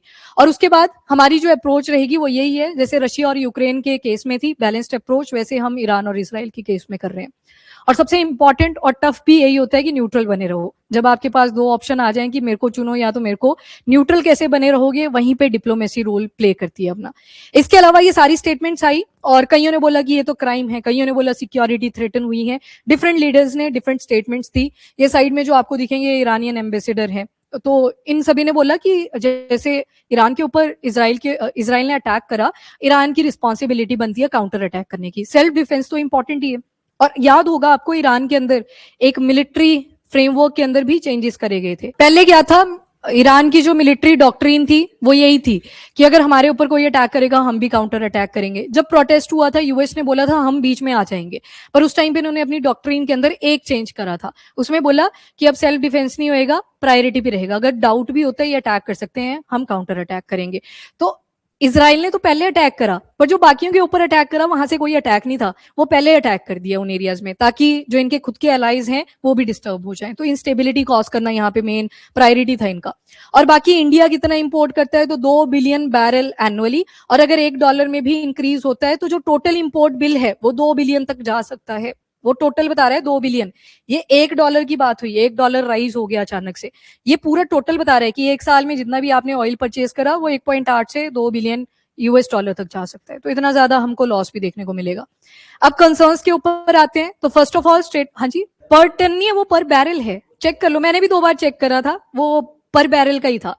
जो ब्रेंट क्रूड का था ना, ये बेंचमार्क होता है, ऑयल के प्राइसेस वगैरह सेट करे जाते हैं, मैंने कर लिया था चेक, आप अपने एंड से फिर से कर लेना।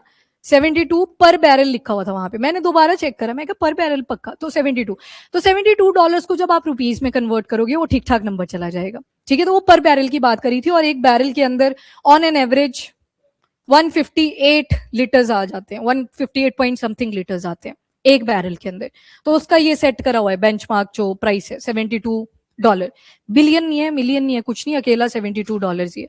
फटाफट से चेक कर लो, इसी पे मत अड़े रहना, मैं आगे जा रही हूँ तब तक।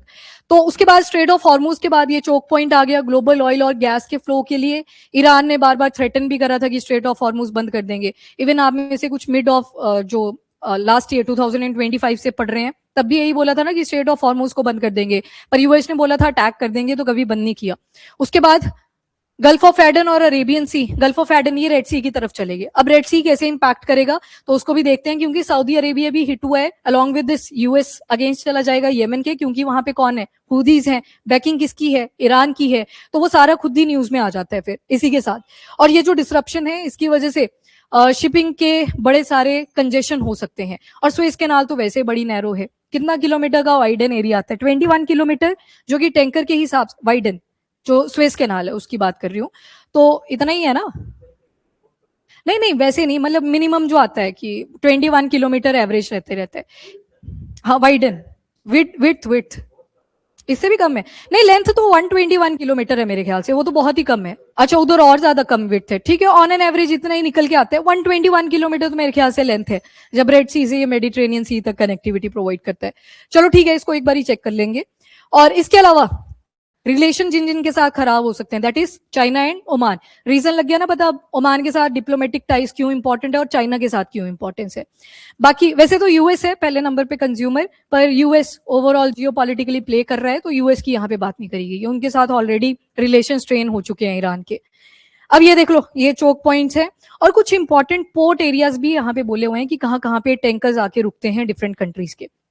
ये पिंक कलर में जितने भी आपको डॉट्स दिख रहे हैं ये ट्रैफिक है टैंकर्स का, वो जो टैंकर्स यहाँ से जा रहे हैं। और नेक्स्ट इराक से शुरू होता है कासिर, ये वाले जो एरियाज हैं जो येलो येलो कलर से ड्रॉ करे हुए हैं, ये ऑयल एक्सपोर्ट टर्मिनल्स हैं जहां से ऑयल बाहर भेजा जाता है डिफरेंट कंट्रीज के अंदर। तो कासिर कहाँ पे आ गया, इराक, जहां से इंडिया भी कहीं ना कहीं इंपोर्ट करता है अपने लिए ऑयल। दूसरी तरफ अगर आओगे तो देयर इज खार्ग आइलैंड, ये भी याद रखना है, बिल्कुल पर्शियन गल्फ में ही लोकेटेड है, और ये ईरान का टेरिटोरियल वाटर भी आ जाता है। इसी के साथ नीचे की तरफ अगर कंट्री देखोगे, there is Saudi Arabia, Al Jubail, Ras Tanura, ये एरियाज इनके साथ जुड़े हुए हैं। यहाँ पे एक छोटी सी कंट्री है बहरेन, और इसके साथ कतर आ जाता है। कतर का मशईद रीजन, यहाँ पे भी आपको ठीक ठाक ऑयल एक्सपोर्ट का टर्मिनल मिल जाएगा। उसके बाद यूएई का आ जाता है रुवैस, और एक और एरिया है that is Fujairah, exit point के ऊपर लोकेटेड है, यहाँ से भी टैंकर्स निकलते हैं। और ओमान का आ जाएगा सोहार रीजन, यहाँ पे men oil export terminals present हैं जो in middle east Asian countries और ईरान के आ जाएंगे। बाकी ये तो स्ट्रेट ऑफ हॉर्मुज ही है, मतलब यहाँ पे देखो कंजेशन ज्यादा होती जा रही है, क्योंकि पीछे पानी की वाटर बॉडी ज्यादा वाइड थी, आगे वो नैरो हो चुकी है, तो कंजेशन बहुत ज्यादा है। एंड नेक्स्ट आते हैं importance of straight of Hormuz. तो सबसे पहले तो वाटर वे है between Iran and Oman, narrow water way है जो पर्शियन गल्फ को कनेक्ट कर रहा है गल्फ ऑफ ओमान के साथ, और साथ में अरेबियन सी के साथ भी। हैंडल कितना करता है, this strata is important, around 20% जो ग्लोबल ऑयल और एलएनजी का ट्रेड है वो स्ट्रेट ऑफ हॉर्मुज के जरिए ही होता है, और 15 million barrels crude per day यहां से पास आउट करता है। तो मतलब टैंकर्स का ट्रैफिक ठीक ठाक आपको दिखाई देगा। और अगर कोई बाईपास पाइपलाइन भी है जिससे अगर एक्सपोर्ट करा जाता है, उसको अगर साइडलाइन कर दे, तो अगर यहाँ पे डिसरप्शन होती है तो लगभग 9% जो ग्लोबल डिमांड है वो अफेक्ट करती है। मतलब इतना ज्यादा जो एक्सपोर्ट इस एरिया से करा जाएगा, अगर रास्ता बंद हो जाता है इतना अफेक्ट होगा, 9%, मतलब 9 मिलियन बैरल्स पर डे इतना अफेक्ट कर जाएगा अगर बाईपास रूट्स को साइडलाइन कर दिया जाए। इंडिया का एक्सपोजर तो 50% जो इंडिया ऑयल इंपोर्ट करता है, मतलब 2.5 to 2.7 million barrels per day, ये पर डे की बात हुई है, तो ये थ्रू स्ट्रेट ऑफ हॉर्मुज ही है। बाकी Iraq, Saudi Arabia, UAE, Kuwait, यहाँ से ऑयल आता है toward India. India third largest crude consumer है ग्लोबली, तो तीसरे नंबर पे आते हैं, पहले पे यूएस है, दूसरे पे चाइना है। 88% इंपोर्ट डिपेंडेंसी है हमारी ऑयल के लिए, मतलब बाहर से ही खरीदते हैं, अपने पास ज्यादा रिजर्व, वो डिगबॉय वाला रीजन आप पढ़ते हो असम के अंदर, पर उससे हमारी नीड्स तो नहीं फुलफिल होने वाली। हैवीली रिलायंट है हम वेस्टर्न एशियन जो ऑयल है और गैसेस, ठीक ठाक डिपेंडेंसी है। अब दूसरी तरफ इंडिया के पास इमीडिएट बफर कितने हैं कि इनकेस अगर थोड़े दिन के लिए सप्लाई रुकती भी है, क्या क्या ऑप्शंस अवेलेबल है। पहले तो 10 दिन का क्रूड इन्वेंट्री अवेलेबल है। क्रूड इन्वेंट्री का मतलब होता है जो स्टोरेज वाले टैंकर्स होते हैं, पाइपलाइंस आ जाएंगी इसमें, मतलब जितनी भी स्टोरेज फैसिलिटी बनाई हुई है उसके अंदर सिर्फ 10 दिन का क्रूड इन्वेंट्री आपको दिखेगा। देन आता है, और क्रूड इन्वेंट्री का मतलब क्या होता है, कितना आप ऑयल को स्टोर कर पाए ये आपके पास अवेलेबल है, वो क्रूड इन्वेंट्री के अंदर काउंट होता है। देन अराउंड 1 वीक का फ्यूल स्टॉक यहाँ पे अवेलेबल है, फ्यूल स्टॉक भी अवेलेबल है। स्ट्रेटेजिक पेट्रोलियम रिजर्व्स भी हैं, इमरजेंसी वाली सिचुएशन आती है तो इनको भी यूज करा जा सकता है। और नॉन हॉर्मुज रीजन, मतलब जो हॉर्मुज रीजन से हम इतना सारा 50% का इंपोर्ट करके लाए, 88% की हमारी इंपोर्ट ऑयल डिपेंडेंसी थी, तो अब इन स्टेट्स की तरफ नहीं जाएंगे, इन कंट्रीज की तरफ नहीं जाएंगे। Alternative option Russia, US, Latin America, ये ऑप्शन ओपन अप हो जाती है, वहां से परचेजिंग करनी पड़ सकती है, पर प्राइस में फ्लक्चुएशन वहां पे भी दिखेगी। कोई यूएस आ गया, वो ऑब्वियस सी बात है महंगा बेचेगा। रशिया आ गया, वहां से डिस्काउंटेड चल ही रहा था, पर आफ्टर इंडिया और यूएस की ट्रेड डील, वहां पे बार बार स्टेटमेंट्स आई थी, आपने सुनी होंगी, डिप्लोमेटिक थी। कईयों ने, रशिया ने बोला कि हमारे साथ कोई ऐसी बातचीत नहीं हुई है कि हमसे परचेजिंग नहीं करेंगे। मिनिस्ट्री ऑफ कॉमर्स जो इंडिया की है, उन्होंने बोल दिया कि जो ऑयल कंपनीज परचेज करती हैं वो देखिए हम नहीं इसमें इंटरफेयर करेंगे। और वहीं पे यूएस ने बोला कि जो पैनल लिवाए है वो हम हटाएंगे तब जब आप रशिया से परचेजिंग नहीं करोगे। मल्टीपल स्टेटमेंट्स आपने सुनी थी। एंड उसके बाद जो ऑल्टरनेटिव सप्लायर है उनके साथ इंडिया को रिलेशन ज्यादा इंक्लूड करने पड़ेंगे रादर देन डिपेंडेंट ऑन जो हॉर्मुज वाले नेशंस हैं। अब आती है डाइवर्सिफिकेशन की ऑप्शन। ये आ गया Russia, US, west Africa, then Latin America. West Africa में एक ही प्रॉब्लम है, वहां पे चाइना की इन्वॉल्वमेंट ठीक ठाक है, तो अगेन प्राइस में फ्लक्चुएशंस मिलेंगी यहाँ पे भी। और रशिया के तो कार्गो हमारे इंडियन ओशन वाले एरिया में, देन अरेबियन सी में अवेलेबल रहते हैं, तो कभी ऐसी इमरजेंसी आती भी है तो ऑल्टरनेटिव ऑप्शंस अवेलेबल हैं। तो मतलब क्विकली अगर चाहिए होगा तो रशियन ऑयल इससे है। और उसके बाद आती है जो ज्यादा प्रॉब्लम हम फेस करेंगे, वो दो एरियाज हैं। वन है लिक्विफाइड पेट्रोलियम गैस। 80 to 85% हम इंपोर्ट करते हैं liquefied petroleum gas. Main composition कौन सी गैस की है इसके अंदर? प्रोपेन है सबसे ज्यादा। मिथेन आपको एलएनजी और सीएनजी के अंदर मिलेगी। एलएनजी ज्यादा प्योर मिथेन प्रोवाइड करती है, मतलब इसमें जो मेन इंग्रेडिएंट है वो मिथेन है। सीएनजी के अंदर अगर 90% मिथेन है, एलएनजी में आपको 95% तक मिथेन मिल जाएगा। बाकी जो इथेन है, मिथेन है, ब्यूटेन है, वो आपको एलपीजी में भी मिलेगा। यहाँ पे मिथेन ज्यादा होगा, बाकी प्रोपेन, ब्यूटेन वो इसके अंदर भी मिलेगा।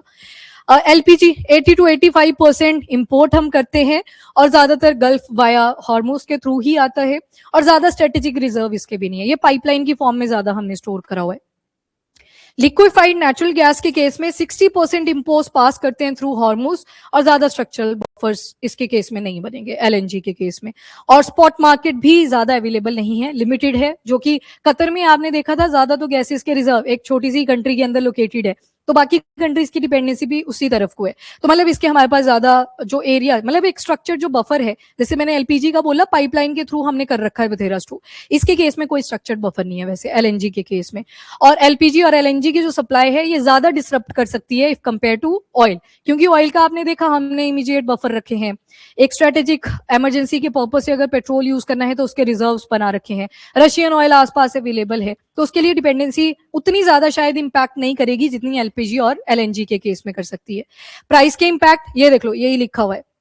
ब्रेंट जो क्रूड है, major type of crude oil, जो ग्लोबल बेंचमार्क प्राइस की तरह यूज करा जाता है, वो $72 पर बैरल बोला हुआ है ऑलरेडी। तो इसको जब आप रुपीस में कन्वर्ट करोगे वो वैल्यू बहुत हाई चली जाएगी हमारे लिए।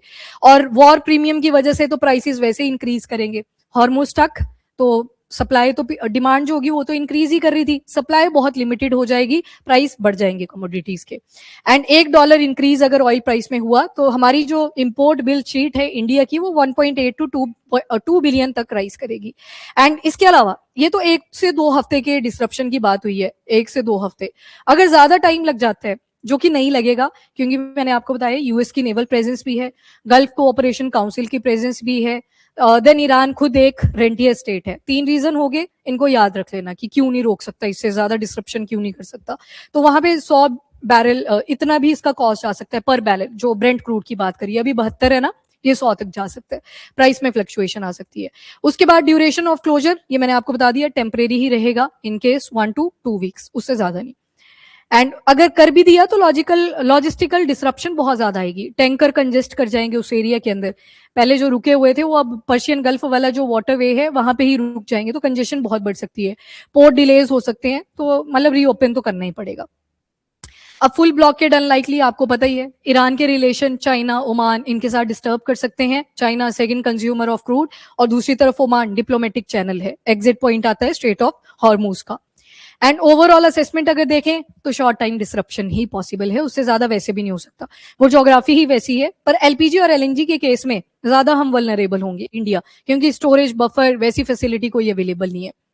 तो दैट्स ऑल, ये बाकी वही सारी स्टोरी लिखी है। अब मैं थोड़ा सा आगे जा रही हूँ, ये वो वाली स्टोरी लिखी है कि बड़ी सारी इंटरनेशनल फ्लाइट्स इंडिया वगैरह ने बैन कर दी, क्योंकि इन जोन्स को क्या बोल दिया, हाई रिस्क जोन्स की बहुत ज्यादा रिस्क है, यहाँ जाना सेफ नहीं है। UAE, Qatar, Kuwait, Jordan, Iraq, Bahrain, Saudi Arabia, Lebanon, Israel, इन सारी कंट्रीज के अंदर। बाकी ऑपरेशन एपिक फ्यूरी, ये याद रखना, कैजुअलिटी जब भी कोई वॉर होती है कैजुअलिटी वहां पे होती है, और स्पेशली सिविलियन सबसे ज्यादा इंपैक्ट होते हैं।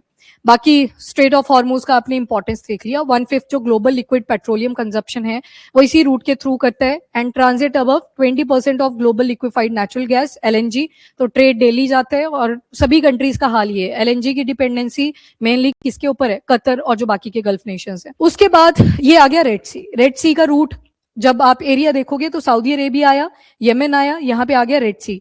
डेजी से आपने इनको याद रखा था, ये याद है ना अब सभी को, Djibouti, Eritrea, Sudan, Saudi Arabia, Egypt और यमन। और ये आ गई बाबल मंदेब, ये गल्फ ऑफ एडन दोबारा कहां पे कनेक्ट हुआ जाके, अरेबियन सी। तो रेड सी भी एक चोक पॉइंट है, और ऊपर जब जाओगे तो there is Suez canal. Suez canal ही रेड सी को कनेक्ट करेगी further with Mediterranean sea. Otherwise अगर स्वेज कैनाल चोक करती है तो फिर ऑल्टरनेटिव रूट वही निकल के आता है जो केप टाउन के जरिए पहले हुआ करता था, और ये बड़ा लंबा रूट पड़ जाता है। कितना किलोमीटर, कितने नॉटिकल माइल, तो 11,800 नॉटिकल माइल तक ये चला जाता है। एक नॉटिकल माइल में लगभग 1.86 किलोमीटर आ जाते हैं, एंड ऊपर से देखोगे तो 8500 नॉटिकल माइल तक है, तो आधा है, लगभग आधा है, मतलब यूं बोल सकते हो, पूरा तो नहीं है पर फिर भी कम है रूट अगर कंपेयर करें न्यूमेरिकल वैल्यूज के केस में। यहाँ पे 26 दिन लगेंगे, यहाँ 36 दिन लगते हैं, तो रूट बढ़ जाएगा। अगेन आपके शिप को फ्यूल चाहिए होगा, दोबारा से प्राइस इंक्रीज, मतलब एटलीस्ट फ्यूल की कंजप्शन इंक्रीज करेगी। रेड सी का शिपिंग रूट और स्वेज कैनाल तो लग गया ना पता है, इसकी भी अपनी ही एक रेलिवेंट ऑप्शन है, और बिजिएस्ट जो कैनाल भी मानी जाती है दैट इज स्वेज कैनाल। एक और है पनामा कैनाल, वहां पे एक लेक याद रख लेना, गटून, लेक गटून, ये आ जाए तो ये पनामा कैनाल के साथ है।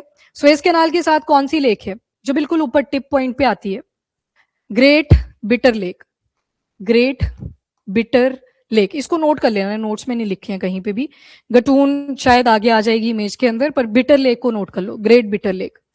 पनामा कैनाल का सुना होगा आपने, वहां पे ऐसे गेट्स ओपन होते हैं, पानी ऊपर नीचे करना पड़ता है, फिर शिप आगे जाती है, तो वहां पे गटून लेक में पानी का जो क्वांटिटी था वो घटने लग गया था। क्यों? क्लाइमेट चेंज की वजह से। पीछे ग्लेशियर था, फ्रेश वाटर वहां से मेल्ट कर जा रहा था, और बाद में इतना ज्यादा मेल्टिंग हुआ है, ग्लेशियर वहां से खाली हो रहे हैं। वेनेजुएला में आपने देखा था जो उसका लास्ट ग्लेशियर था वो भी पिघल चुका है 2024 के अंदर। तो अगेन लेक के लिए फ्रेश वाटर का सोर्स कहाँ से होता है? ग्लेशियर से ही होता है। तो लेक गटून बहुत ज्यादा न्यूज में थी, ये पनामा कैनाल के पास में है। और मतलब जो पनामा कैनाल बनी है ना आर्टिफिशियल, अगेन कैनाल है ना आर्टिफिशियल, तो वो गटून से ही पानी रिसीव करती है। वहां पे पानी ऊपर करना पड़ता है, फिर शिप आती है, फिर पानी का लेवल बराबर करा जाता है, वो शिप आगे पास कर जाती है। तो मतलब एक इंजीनियरिंग का भी एग्जाम्पल आपको पनामा कैनाल में दिखता है। सेम स्वेज कैनाल की साइड में कौन सी लेक आएगी? तो that is great bitter lake.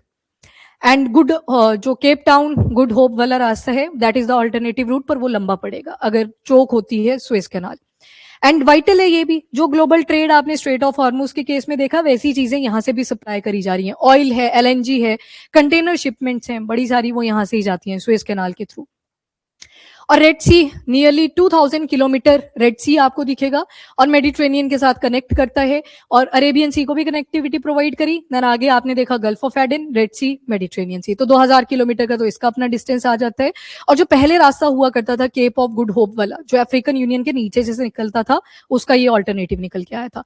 And Suez canal जो कि वर्ल्ड का बिजिएस्ट वाटरवे भी बोला जाता है, ऑफिशियली इसको 1869 में ओपन करा गया था, आगे आपकी 19th सेंचुरी, उस टाइम पे इसे ओपन करा गया था।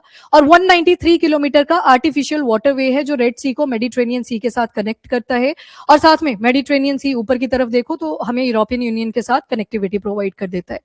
हिस्ट्री क्या है स्वेज कैनाल की? तो बड़े पुरानी भी है, फेरोहास का जब रूल हुआ करता था उस टाइम से भी बोलते हैं, पर वो आज के टाइम से लॉजिकल नहीं है, रेलिवेंट नहीं मानी जाती। तो आपको वो 18th और 19th सेंचुरी की जो स्टोरीज हैं वहीं की याद रखनी है। नेपोलियन था, 1799 में इन्होंने स्वेज कैनाल की कंस्ट्रक्शन शुरू करवा दी थी।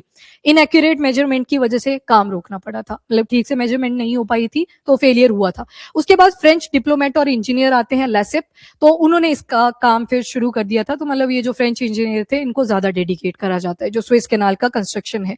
टाइम पीरियड था 1858। मतलब ये स्टोरीज है, पेपर में कोई नहीं पूछेगा, बस एक नॉलेज आप अटेन कर सकते हो जब ये बनाई है न्यूज में। बाकी ये फेरोहास की स्टोरीज हैं पास्ट में जब यहाँ पे कनेक्टिविटीज प्रोवाइड करी जाती थी।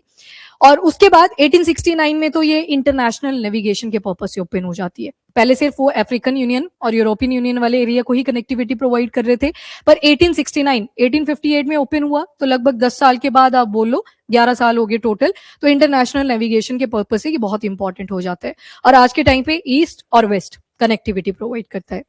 और 12 to 15% जो ग्लोबल ट्रेड है और 8 से 9% की जो ग्लोबल एनर्जी फ्लो है वो इसी के थ्रू जाती है। इंटरनेशनल मॉनेटरी फंड का ये डेटा है, तो उन्होंने ये प्रोवाइड करा है।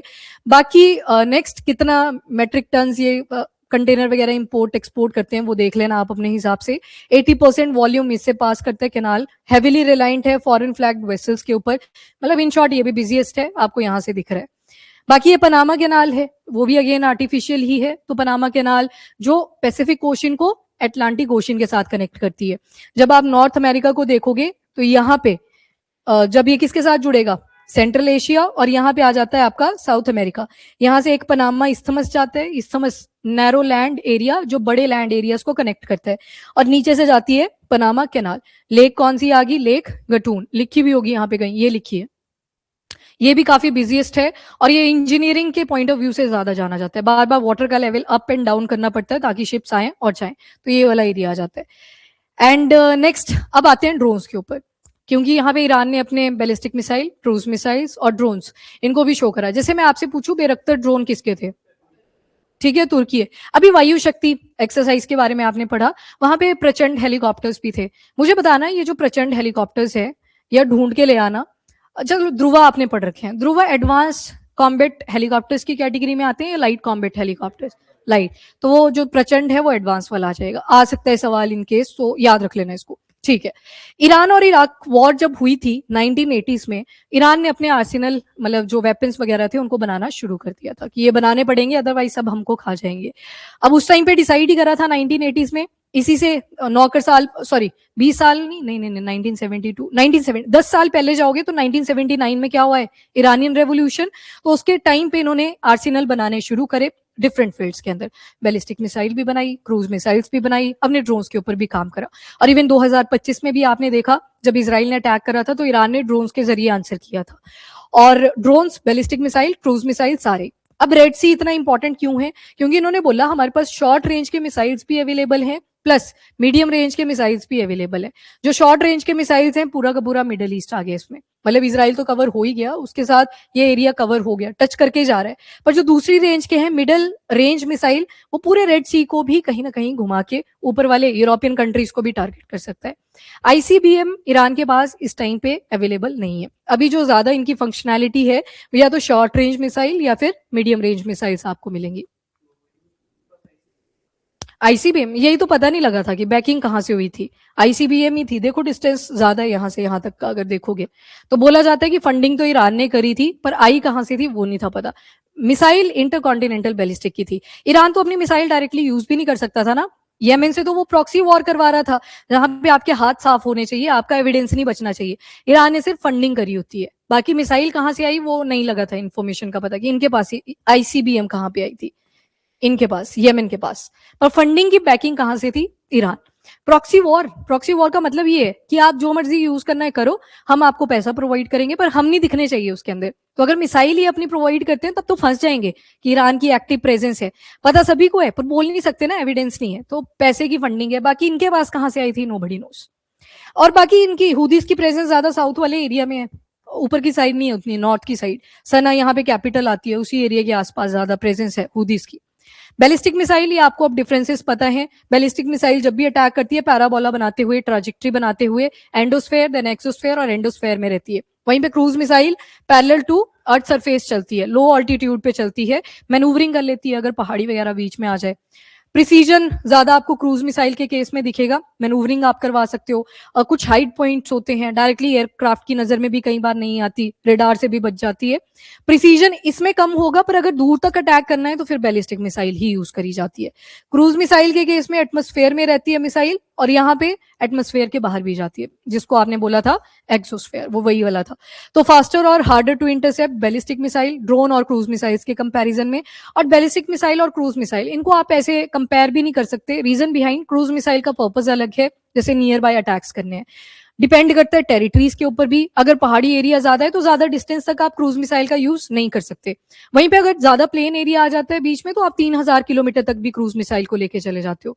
बैलिस्टिक मिसाइल के केस में आपने मल्टीपल कैटेगरीज पढ़ी थी, जैसे वेरी शॉर्ट रेंज की थी 300 किलोमीटर से कम, इतना अटैक आप करते हो तो वेरी शॉर्ट रेंज, या इनको एक और नाम दिया था टेक्टिकल मिसाइल। दूसरी कैटेगरी आपने देखी थी शॉर्ट रेंज की, जो थी 300 से 1000 किलोमीटर तक की।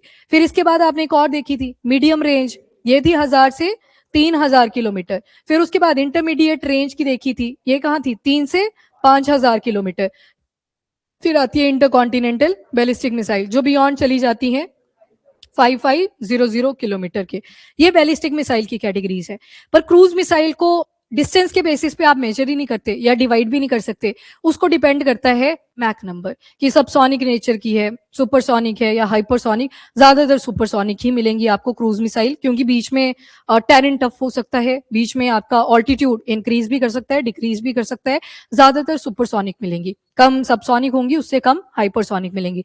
पर बैलिस्टिक मिसाइल पे आज हम काम कर रहे हैं हाइपरसोनिक की तरफ, कि इनको हाइपरसोनिक बनाना है और ज्यादा मैक नंबर ये अटेन कर पाए।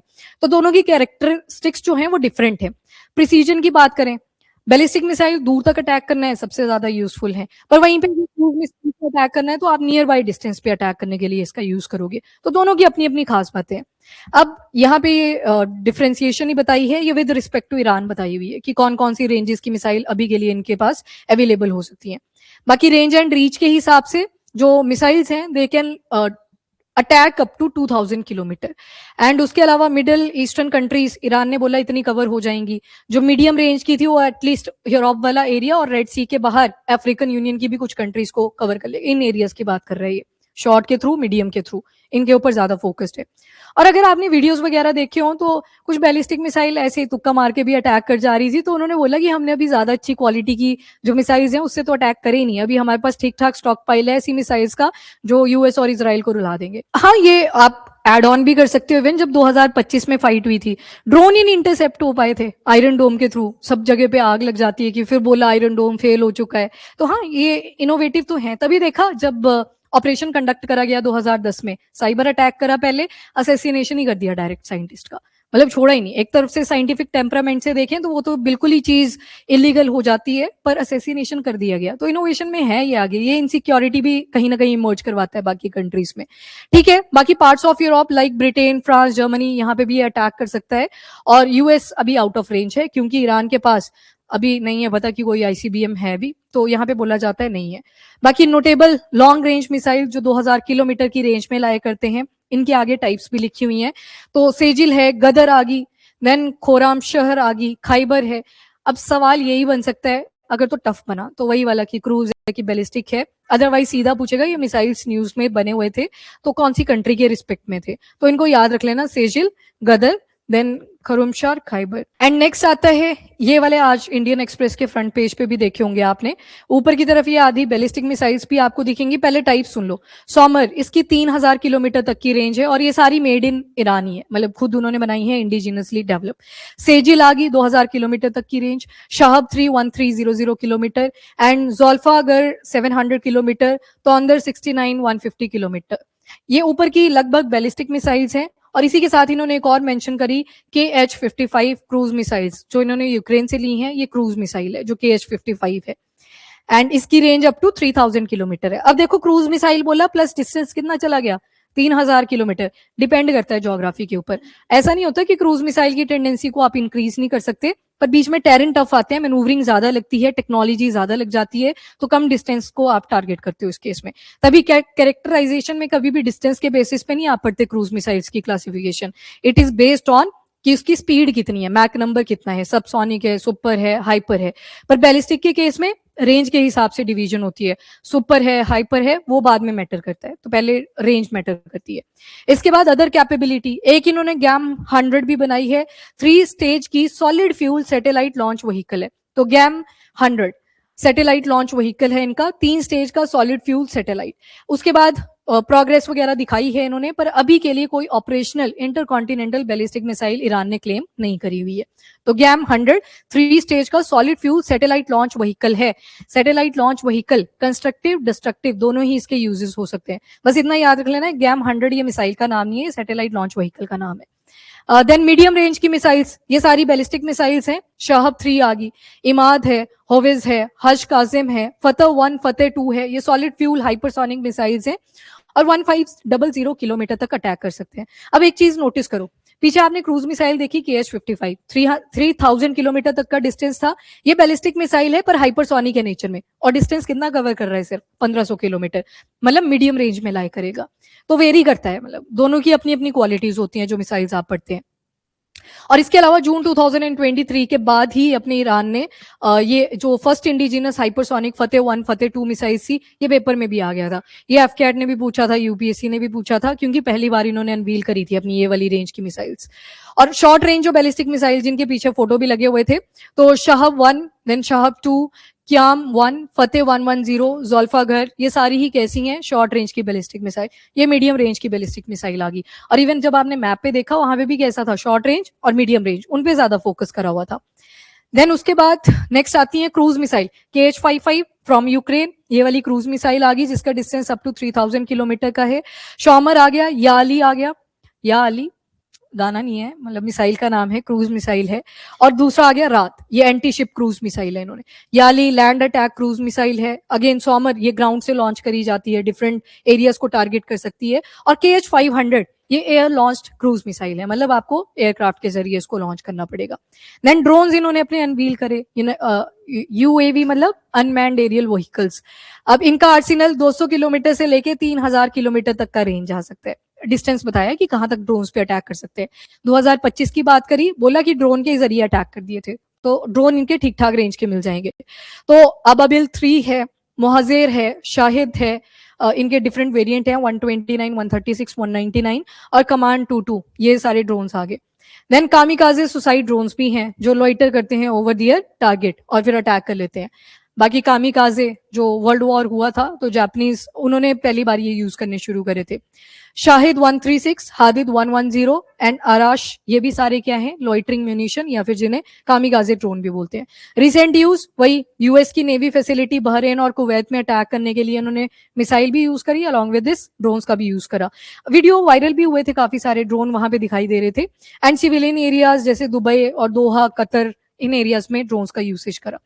ये थी इनकी कैपेबिलिटीज जो सिर्फ शो कर रही हैं बैलिस्टिक क्रूज मिसाइल्स और साथ में ड्रोन्स को, अनमैन्ड एरियल व्हीकल्स, इसको स्पेशली कवर करा गया है हर एक न्यूज़पेपर के अंदर, आपने याद रख लेना है। इसके अलावा 2-3 पॉइंट और याद रख लेना। थर्ड पूछ लिया जाए कहां पे लगाओगे, यूएस। पैट्रियट पूछ लिया जाए कहां लगाओगे, यूएस। आयरन डोम आ जाए, हाँ वही वाला ये, अभी इंटरसेप्टर के केस में ये एक्टिव हुआ था, इस वजह से ये भी आया था न्यूज, वो कल करा दूंगी, अब नहीं तो बड़ा ही लंबा हो जाएगा। ये आयरन डोम आ गया। उसके बाद नेक्स्ट आ गया आपका S-400, ये रशिया मेड है, इंडिया ने भी इसकी 5 परचेजिंग करनी थी पर सप्लाई 3 की हो पाई थी, उसके बाद रुक गया। यूएस, अच्छा S-400, और रशिया क्लेम करता है कि आज के टाइम पे तो S-500 भी बना लिया। जब ना इंडिया ने बोला रशिया को कि हमारी 2 सप्लाईज बच गई थी, करी दो वो भी, रशिया बोला देख लो अब अपने हिसाब से कि हमने अब 500 भी बना लिया है, तो वो फिर से हॉल्ट पे चला जाता है। फिर हमने बोला कि मेंटेनेंस कर दो जरा इनकी, मतलब पुराने होते जा रहे हैं, तो हम अपग्रेड हो गए, अब नहीं होती हमसे मेंटेनेंस। तो मतलब वो एक टाइम पैकेज आता है या 2 टाइम पैकेज आता है, उसके बाद आपको सेल्फ इंडिपेंडेंट होना ही पड़ता है in case of air defence system. एक और एयर डिफेंस सिस्टम था बैरिक, इजराइल प्लस इंडिया, मतलब इंडिया को हेल्प करा था ये इजराइल ने, इंडिया यूज करता है इसको, ऑपरेशन सिंदूर के टाइम पे भी यूज करा गया था। बाकी आकाश वेपन सिस्टम आपको पता ही है, इंडिया, ये तो ज्यादा ही हो गया, ये मेड इन इंडिया आ गया, ठीक है, इनको याद रखना। बाकी स्पाइडर, ये किसका है, इजराइल, ये इंडिया के पास भी है। तो मतलब बीच में तो सिचुएशन बनेगी ही, अभी इतनी ज्यादा इंस्टेबिलिटी है तो उस टाइम पे तो अलाउ करेगा। यूएस किस चीज का फायदा उठाएगा कि देखो इन्होंने हमारे बेस पे तो अटैक करे, वो भी आपकी धरती के ऊपर, तो एक्टिव तो होगा ही उस टाइम पे, डिपेंड करता है सिचुएशन के ऊपर। किसी ने कोई पॉइंट ऐड ऑन करना हो, इंटरसेप्टर्स को छोड़ के, इंटरसेप्टर कर लेंगे हम अलग से। गोल्डन हॉरिजोन, वो मिसाइल आ गई, ये इजराइल की आ गई। चलो ठीक है, इसके ऊपर सवाल भी बन सकता है क्योंकि ऑफर भी करी थी इंडिया को, और इसकी रेंज 1500 किलोमीटर टू 2000 किलोमीटर की है, और ये एयर लॉन्च बैलिस्टिक मिसाइल है। ज्यादा इंफॉर्मेशन इसकी अवेलेबल नहीं है इंटरनेट के ऊपर। तो 2025 में येमेन को अटैक, सॉरी, कतर को अटैक करा था इसराइल ने इसी मिसाइल के थ्रू। ठीक है।